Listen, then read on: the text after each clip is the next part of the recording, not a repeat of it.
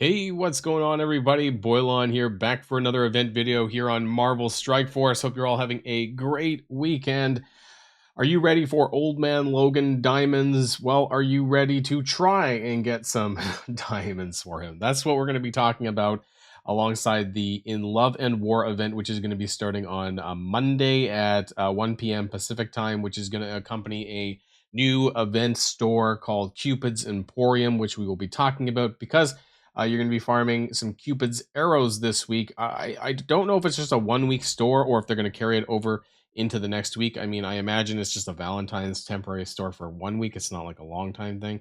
But I guess we'll find out more on Monday when it does go live, unless it happens to be available to look at later on today, I guess. But we'll have to see about that. But anyways, otherwise, you know what to do, everybody. Let's boil this down.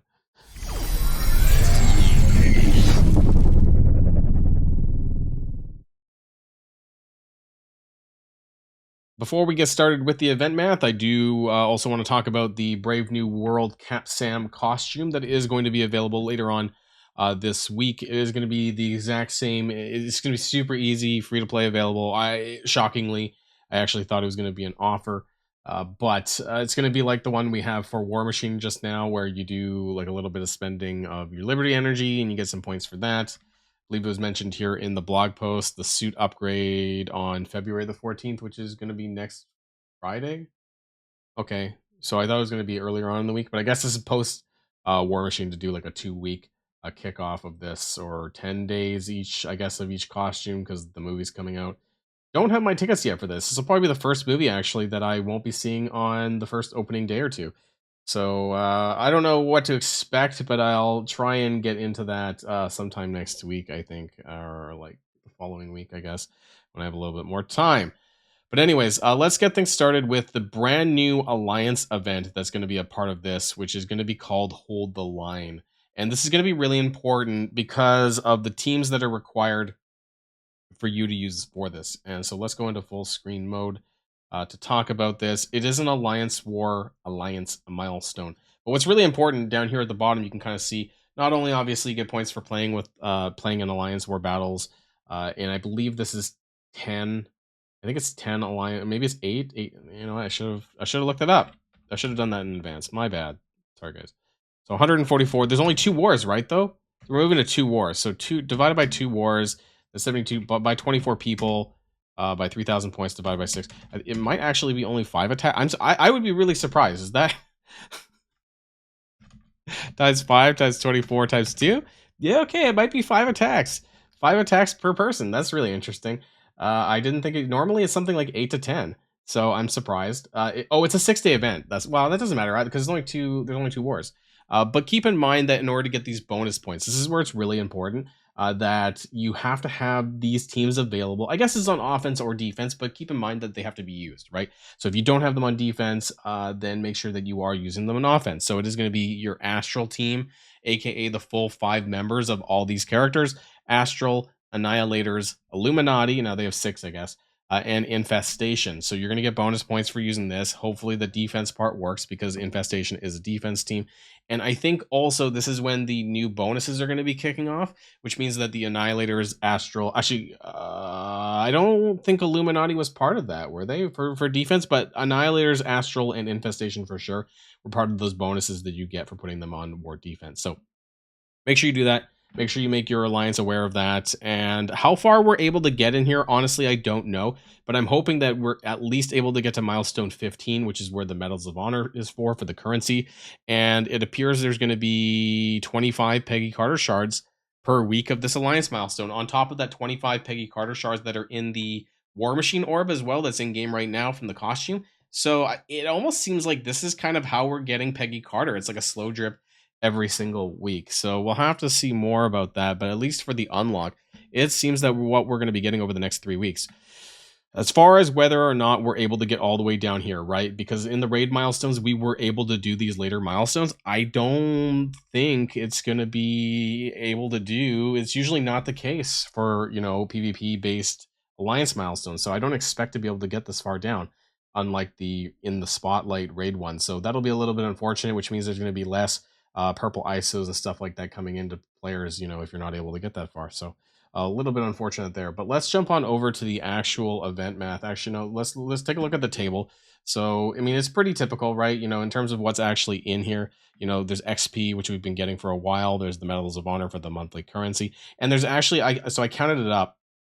There's actually less purple ions this time around in this one, I believe. But as far as 4,000, 8,000, 14, I think I miscounted in my table. But there's 7 orbs, it would appear here for the purple iso crystals. But as far as ions, I calculated this out because there's the 42,000 here, 16, 16, and 105 unless I missed something. So there's a lot less this week than there is in the previous week from the one that's just finishing up right now. So that's a little bit unfortunate. And then for the leaderboard, it's just a Peggy Carter leaderboard with the usual shit in there. So, if you do need purple ions, we'll talk about that too. So let's just jump on over to the math for today. And so in Love and War, this is an 8-day event milestone. So keep in mind, this is 8 days, not 7 days. I guess there must be some sort of special holiday, an American holiday. Is there an American holiday which would make them do? That's normally why they do this. I don't keep up with all the American holidays, so there must be a reason for this. So this will be running Monday until the following Tuesday, and then I think the next event is 6 days to get them back to Monday. They're doing that right now. So this is campaign energy plus alliance absolute A force in alliance war, and using your showcase energy, which is for the web milestone. The total milestone points required for this is 250,000. The event item is at milestone 14 again, which is at 90,000 points. Total reasonable purple ions is 179,000. And actually, this should be 7 purple basic orbs after I found some more. But what's interesting, though, compared to last week, like we were at 280,000 purple ions. So I just started keeping track of this past week. But yeah, it's weird that we're down 100K. That's unfortunate. Free claims, I'm going to assume, once again, that it's 500 daily. But, who knows? They might surprise us because apparently the Invasion of the Gods has some crazy, like, weekend free claims for like 4,000 points, I think. So, I mean, I can't see in advance. I don't know if they're going to do that or not. So we have to go think about that. Total XP available 10,000, but realistically, most of us are going to get 5,000. That's available at milestone 12. So as long as you're going for the event item, this should be no problem. 38,000 points in the web milestone, which is 8,000 Cupid arrows plus 30,000 points. This is super easy. Also, it's 2,000 Liberty energy in 8 days, according to them. It says duration 8 days here for the web milestone, so it should be absolutely no problem. It's still that 10-to-1 currency, the conversion between the energy and the points, 20,000 points. So that's 2,000 total energy spent over 8 days instead of like 6 days or 7 days. So this actually requires 0 extra refreshes. So you do not need to core the Liberty energy at all for this week, which is great. So less cores to use for the next 8 days. You get 5,000 points for using your absolute A force in war offense or defense. So apparently the points are going to be given out on either of them. This is where it's interesting because it doesn't actually say if you actually no, it does say actually. Sorry, my bad. It does say in war offense or defense with Kahori and the other characters. So hopefully it's working properly. Hopefully they have it programmed properly. I heard in the past that sometimes this was a little bit wonky. They're an offensive prime, I think, team. I'm not the best Alliance War, but everyone tells me that they use them on war offense. But hey, who knows?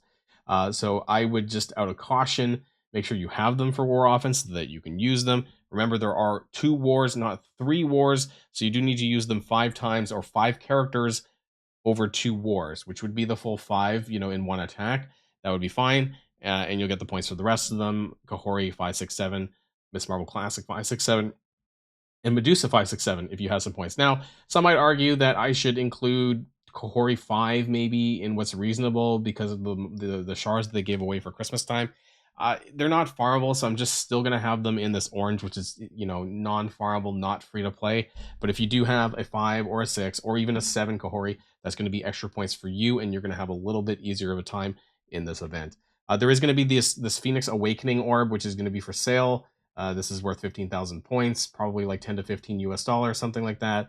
And it's going to give you the awakened abilities for Phoenix for Cosmic Crucible. Again, it's a whale thing. You're not going to get it for free. Campaign energy, though. So this is the usual 1,100 or so daily. That's 200 cores daily. And I've kind of guesstimated that the Cupid's arrow is going to be 4-to-1. And so based on the total, reasonable points total, this seems to land well. And it's also an event store. So that's 4,432 Cupid arrows every day if you're doing 1,100 energy, which again is your 200 cores daily refreshes. And over 8 days, it's going to be about 35,000 Cupid's arrows. Now that's going to be on us, of course, on top of the 8,000 that you get from the web milestone. So I don't know what the cost of anything is. Who knows? Maybe it'll be a little bit better. I don't know how much it costs to get an Old Man Logan Diamond Orb, or the shards for the characters, or the awakened ability materials, which are going to be available in that store as well. So if you add up all of those things together, that gives you 102,000 points at 200 cores daily. And that's going to get you roughly to about milestone 14 and a half, as you can see over here in the full screen mode. It is over here on the left hand side here. So it's not quite milestone 15 at 111k. However, if you do have extra star ranks for Kahori, this should make it a little bit easier if you want to push for this extra one, because it is 2000 XP. So if you're someone in the position of 5 or 6 yellow Kahori, I would probably core a little bit extra just to get that 2000 XP, especially if you're still pushing towards level 105. Because, I mean, at that point, the extra cores that you're going to get is going to get you some Cupid's arrows and, get you this milestone, which might be worth it for you. Otherwise, the rest of them will be a little bit harder to do. So it's a pretty, honestly, it's a pretty easy event. Once again, there's not much to do. You just have to make sure that you do your Alliance War. Actually, that's I was on the wrong one there over here.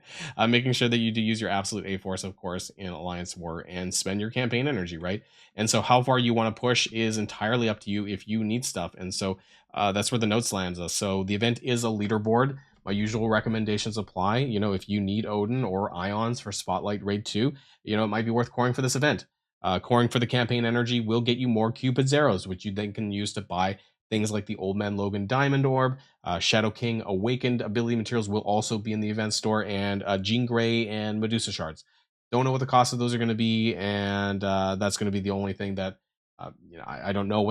I might do a follow-up video, if I need to, about like what's worth it, depending on what the conversion ratios are, what you can get out of that, and what we can expect, that kind of thing. But otherwise, it's a pretty simple event, I think, here, and so we'll see how many Cupid's arrows we end up getting. But I am going to be estimating that it's going to be 4-1.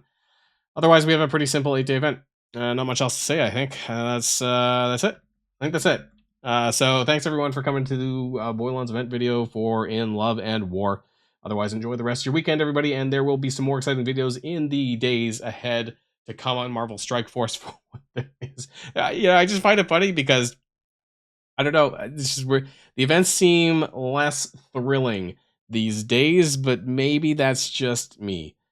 I don't know. I've been in such a weird spot when it comes to Marvel Strike Force, because I just feel like I'm logging in, spending my energy, logging out. They're taking away Alliance War. They're going from 3 to 2.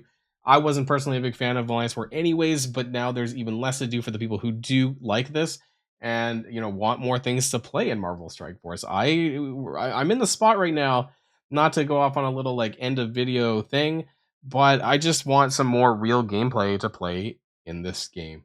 And I hope that we might see some soon. Also, P.S.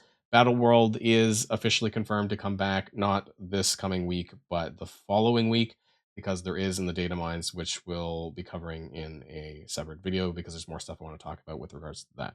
So the following week's event, next week's event, is going to contain clear waves in Battle World, which is basically confirmed that it's going to be coming back. So that's when you'll see it. Otherwise, we'll be talking about that more in videos to come. Thanks, everyone. Have a great rest of your weekend, and I'll see you on the next one. Boilon, signing out.